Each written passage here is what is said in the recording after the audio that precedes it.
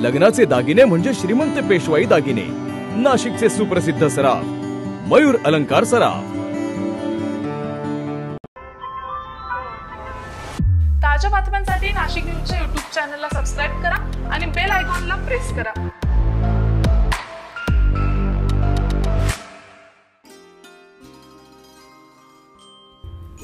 काल सर्वत्र श्रीराम जन्मोत्सव मोठ्या थाटात संपन्न झाला।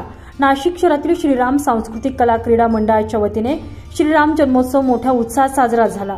दरवर्षीप्रमाणे यंदाच्या वर्षी देखील पंचवटीतील वाघाडी परिसरातील श्रीराम मंदिर येथे हेमंत अण्णा शेट्टी आणि रुपाली हेमंत शेट्टी यांच्या सहकार्याने प्रभू श्रीरामचंद्रांचा जन्मोत्सव सोहळा मोठ्या उत्साहात संपन्न झाला। सकाळी प्रभू श्रीरामचंद्रांची पूजा करून महिला भजनी मंडळाच्या वतीने भजन गायनाच्या कार्यक्रमाचं आयोजन करण्यात आलेलं होतं। दुपारी 12 वाजेपर्यंत भजन गायन संध्याचा सोहळा सुरू होता। परिसरातील महिलांच्या हस्ते श्रीराम मंदिरातील पाळणा हलवून राम जन्मोत्सव साजरा करण्यात आला।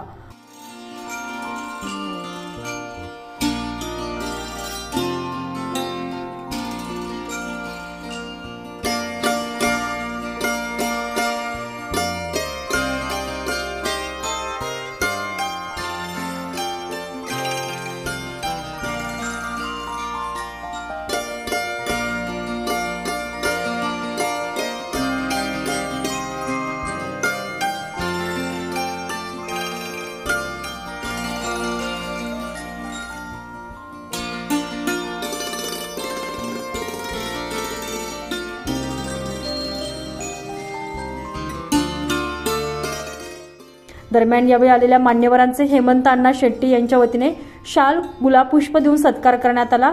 तसेच आलेल्या भाविकांसाठी सरबत आणि प्रसादाचे वाटप करण्यात आले।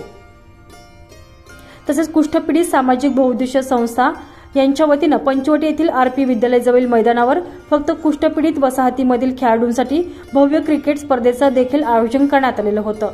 या सर्व संदर्भात नाशिक न्यूजशी बोलताना उपस्थित मान्यवरांनी अधिकची माहिती दिली आहे। श्री राम मित्र मंडळ वाल्मिक नगर नाशिक इथं भरवण्यात आलेल्या श्री राम जन्मोत्सव निमित्त मर्यादित क्रिकेटचे सामने सर्व कुष्ठपीडित संघटनेच्या मुलांसाठी भरवले।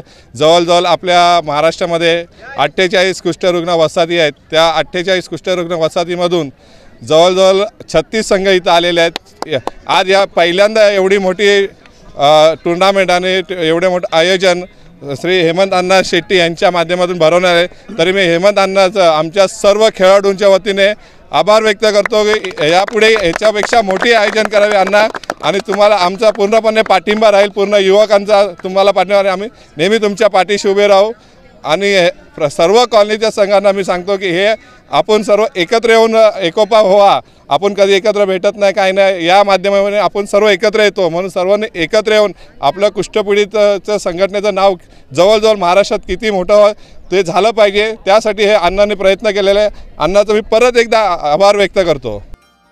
या क्रिकेट स्पर्धेत नाशिक मुंबई येथून स्पर्धकांनी भाग घेतलेला होता। यावेळी विजय संघाला प्रथम, द्वितीय, तृतीय आणि चतुर्थ क्रमांकानं विजयी घोषित करून ट्रॉफी, सन्मानचिन्ह आणि बक्षीस स्वरूपात रोख रक्कम वितरित करण्यात आली। यावेळी उपस्थित युवकांनी क्रिकेट स्पर्धेचे आयोजक हेमंत अण्णा शेट्टी यांचे मनापासून आभार मानले। संजय परमार, नाशिक न्यूज, नाशिक।